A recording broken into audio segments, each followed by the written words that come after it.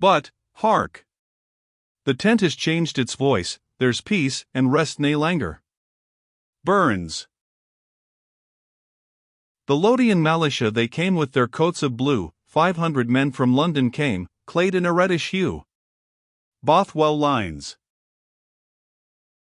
When Morton had left the well-ordered outposts of the regular army, and arrived at those which were maintained by his own party, he could not but be peculiarly sensible of the difference of discipline, and entertain a proportional degree of fear for the consequences. The same discords which agitated the councils of the insurgents raged even among their meanest followers, and their piquets and patrols were more interested and occupied in disputing the true occasion and causes of wrath, and defining the limits of Aristian heresy, than in looking out for and observing the motions of their enemies, though within hearing of the royal drums and trumpets. There was a guard, however, of the insurgent army, posted at the long and narrow bridge of Bothwell, over which the enemy must necessarily advance to the attack, but, like the others, they were divided and disheartened, and, entertaining the idea that they were posted on a desperate service, they even meditated withdrawing themselves to the main body.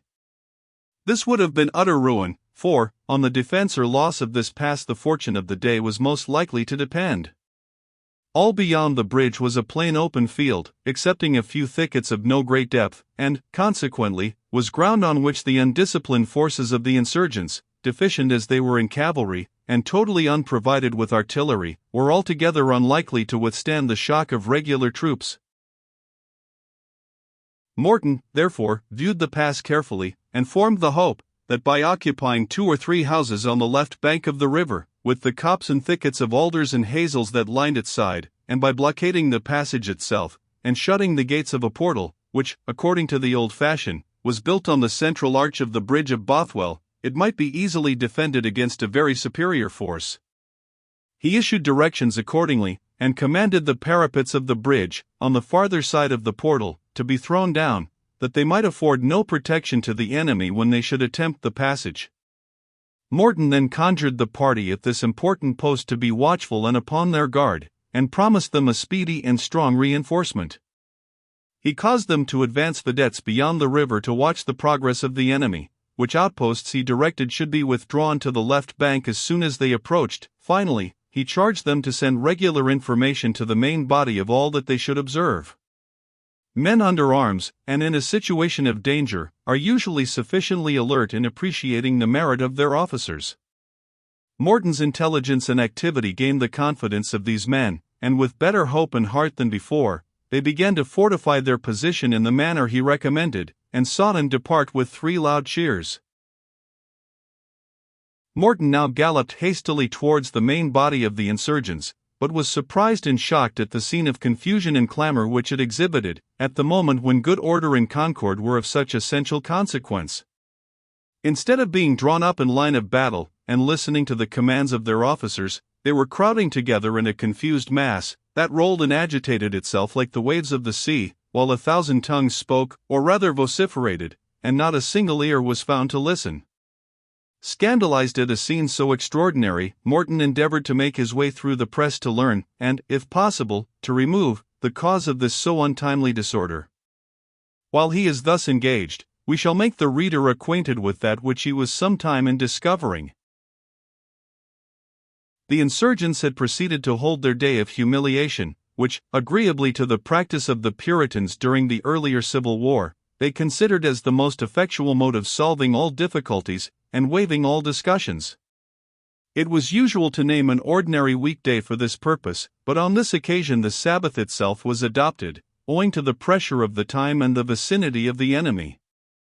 A temporary pulpit, or tent, was erected in the middle of the encampment, which, according to the fixed arrangement, was first to be occupied by the Reverend Peter Poundtext, to whom the post of honor was assigned, as the eldest clergyman present. But as the worthy divine, with slow and stately steps, was advancing towards the rostrum which had been prepared for him, he was prevented by the unexpected apparition of Habakkuk Mucklewrath, the insane preacher, whose appearance had so much startled Morton at the first council of the insurgents after their victory at Loudon Hill.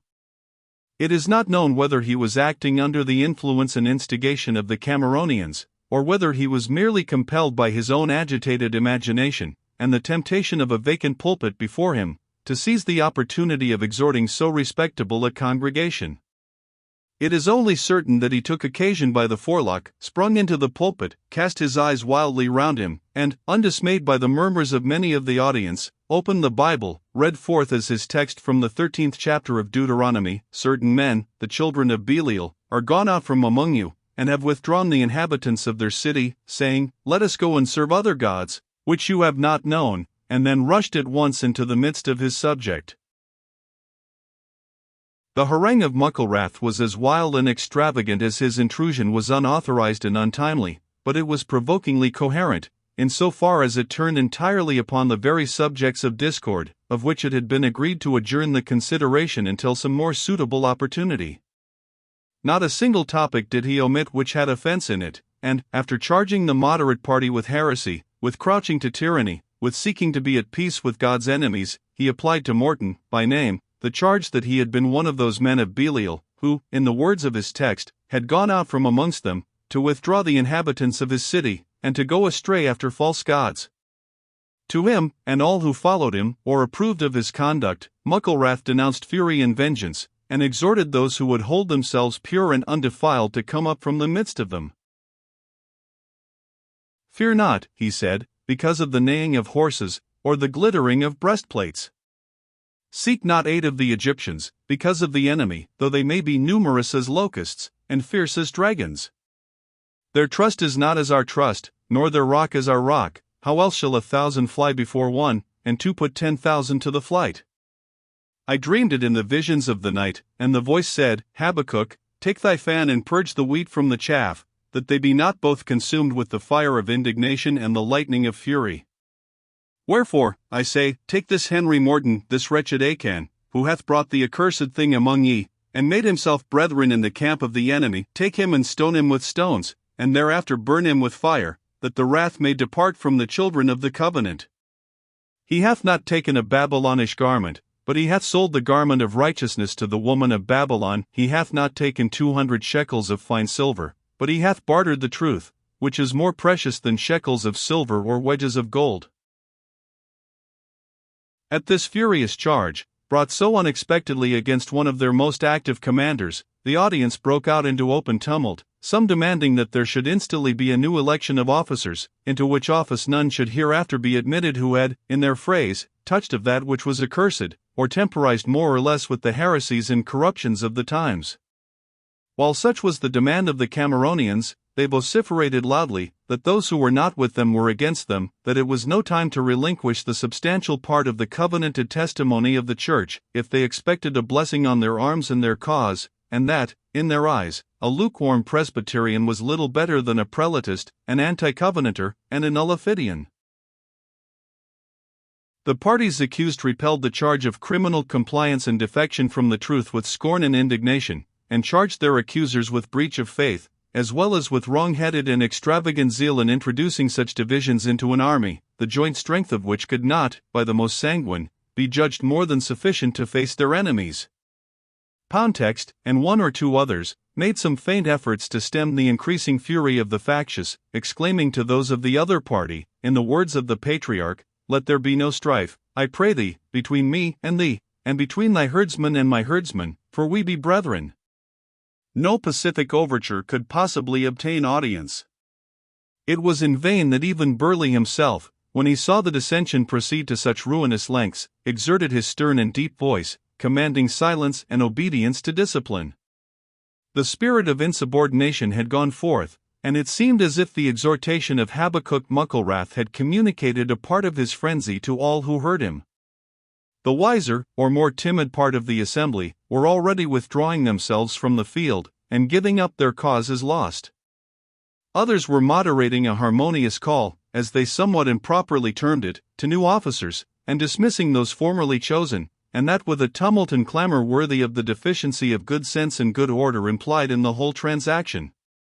It was at this moment when Morton arrived in the field and joined the army, in total confusion, and on the point of dissolving itself.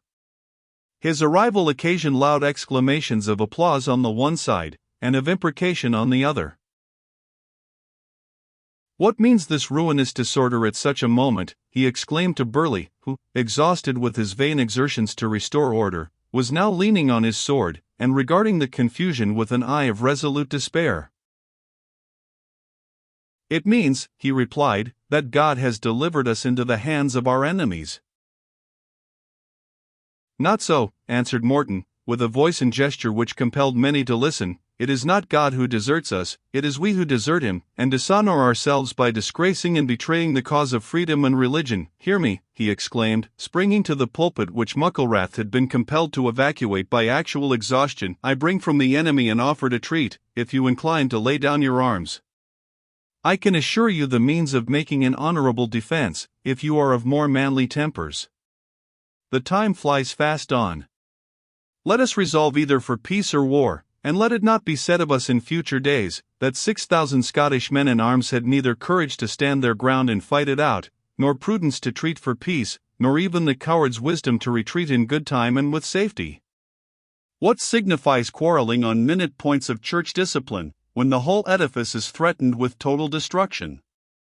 Oh, remember, my brethren, that the last and worst evil which God brought upon the people whom he had once chosen, the last and worst punishment of their blindness and hardness of heart, was the bloody dissensions which rent asunder their city, even when the enemy were thundering at its gates." Some of the audience testified their feeling of this exhortation, by loud exclamations of applause, others by hooting, and exclaiming, "To your tents, O Israel!" Morton, who beheld the columns of the enemy already beginning to appear on the right bank, and directing their march upon the bridge, raised his voice to its utmost pitch, and, pointing at the same time with his hand, exclaimed, "Silence your senseless clamors, yonder is the enemy. On maintaining the bridge against him depend our lives, as well as our hope to reclaim our laws and liberties. There shall at least one Scottish man die in their defense. Let anyone who loves his country follow me." The multitude had turned their heads in the direction to which he pointed. The sight of the glittering files of the English footguards, supported by several squadrons of horse, of the cannon which the artillerymen were busily engaged in planting against the bridge, of the plaid clans who seemed to search for a ford, and of the long succession of troops which were destined to support the attack, silenced at once their clamorous uproar, and struck them with as much consternation as if it were an unexpected apparition, and not the very thing which they ought to have been looking out for. They gazed on each other, and on their leaders, with looks resembling those that indicate the weakness of a patient when exhausted by a fit of frenzy. Yet when Morton, springing from the rostrum, directed his steps towards the bridge, he was followed by about 100 of the young men who were particularly attached to his command. Burleigh turned to Macbriar. "Ephraim," he said, "it is Providence points us the way, through the worldly wisdom of this latitudinarian youth. He that loves the light, let him follow Burleigh." "Tarry," replied Macbriar, "it is not by Henry Morton, or such as he, that our goings out and our comings in are to be meted, therefore tarry with us. I fear treachery to the host from this Nullifidian Achan. Thou shalt not go with him. Thou art our chariots and our horsemen." "Hinder me not," replied Burleigh, "he hath well said that all is lost, if the enemy win the bridge, therefore let me not. Shall the children of this generation be called wiser or braver than the children of the sanctuary? Array yourselves under your leaders, let us not lack supplies of men and ammunition, and accursed be he who turneth back from the work on this great day." Having thus spoken, he hastily marched towards the bridge, and was followed by about 200 of the most gallant and zealous of his party. There was a deep and disheartened pause when Morton and Burleigh departed. The commanders availed themselves of it to display their lines in some sort of order, and exhorted those who were most exposed to throw themselves upon their faces to avoid the cannonade which they might presently expect. The insurgents ceased to resist or to remonstrate, but the awe which had silenced their discords had dismayed their courage. They suffered themselves to be formed into ranks with the docility of a flock of sheep, but without possessing, for the time, more resolution or energy, for they experienced a sinking of the heart, imposed by the sudden and imminent approach of the danger which they had neglected to provide against while it was yet distant. They were, however, drawn out with some regularity, and as they still possessed the appearance of an army, their leaders had only to hope that some favorable circumstance would restore their spirits and courage. Kettle Drummle, Poundtext, Macbriar, and other preachers busied themselves in their ranks, and prevailed on them to raise a psalm. But the superstitious among them observed, as an ill omen, that their song of praise and triumph sunk into a quaver of consternation, and resembled rather a penitentiary stave sung on the scaffold of a condemned criminal, than the bold strain which had resounded along the wild heath of Loudonhill, in anticipation of that day's victory. The melancholy melody soon received a rough accompaniment. The royal soldiers shouted, the Highlanders yelled, the cannon began to fire on one side, and the musketry on both, and the bridge of Bothwell, with the banks adjacent, were involved in wreaths of smoke.